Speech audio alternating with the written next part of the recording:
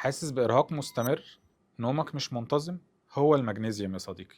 75% من الناس بيعانوا من نقص المغنيسيوم، وعشان كده بيسموه النقص الخفي. زي ما اتكلمنا الفيديو اللي فات عن أعراض نقص المغنيسيوم وأهميته، الفيديو ده هنتكلم عن مصادر المغنيسيوم الطبيعية وليه لازم ناخده كمكملات حتى لو بناكل أكل طبيعي. أهم مصادر المغنيسيوم: رقم واحد، الخضار الورقي. زي إيه؟ زي الجرجير، البقدونس، السبانخ. رقم اتنين، المكسرات زي الكاجو والفستق. رقم تلاتة، الافوكادو اللي كلنا بنروح اي محل عصير وبنطلبه عشان نشربه. طيب، تعرف ان انت ممكن تكون بتاكل كل الاكل ده وبرضه عندك نقص مغنيسيوم؟ وده بسبب طرق الزراعة الحديثة، زي استخدام الكيماويات والخضار والفاكهة اللي بيترشوا، زي زراعة محصول واحد طول السنة، وده بيرهق الأرض جدا وبيخليها ما فيهاش أي معادن خالص، ومن ضمنها المغنيسيوم. زي السدود اللي ابتدت تتبني على الأنهار. زمان مثلا في مصر كان نهر النيل بيجي الفيضان يغرق الأرض كلها بالطمي وبالمعادن والحاجات اللي نازلة من الجبال.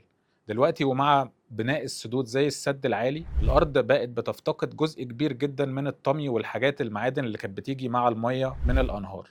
عشان كده الأرض ما بقاش فيها مغنيسيوم ومعادن زي زمان، وده السبب إن احنا حتى لو بناكل أكل أورجانيك وبناكل خضار وبنطبخه بطريقه صح، احنا برضو محتاجين ناخد مكملات مغنيسيوم. ده غير ان زي ما اتكلمنا قبل كده، في ناس كتير بتحتاج مغنيسيوم اكتر من ناس تانية. زي ايه؟ زي الرياضيين وعشان بيبذلوا مجهود بدني كتير، جسمهم بيحتاج كميات عاليه جدا من المغنيسيوم عشان يساعد في شفاء العضلات بتاعتهم. او مرضى السكر، او مرضى الجهاز الهضمي. ان مرضى الجهاز الهضمي بيبقى عندهم مشكله كبيره جدا في امتصاص المغنيسيوم، فعشان كده بيحتاجوا ياخدوه بجرعات اكبر عشان يحاولوا يساعدوا جسمهم ان هم يمتصوا مغنيسيوم بطريقه او باخرى. كتير مننا بنشرب شاي وقهوه كتير، وكتير مننا مدخنين، وده بيضر جهازنا العصبي بطريقه او باخرى. عشان كده جهازنا العصبي بيحتاج كميات كبيره جدا من المغنيسيوم عشان يقدر يوازن ويعالج الأعصاب اللي بتتضر من كتر شرب الشاي والقهوة اللي فيهم كافيين كتير جدا، أو النيكوتين المحفز جدا للجهاز العصبي. فبالتالي الجهاز العصبي بيحتاج مغنيسيوم عشان يهديه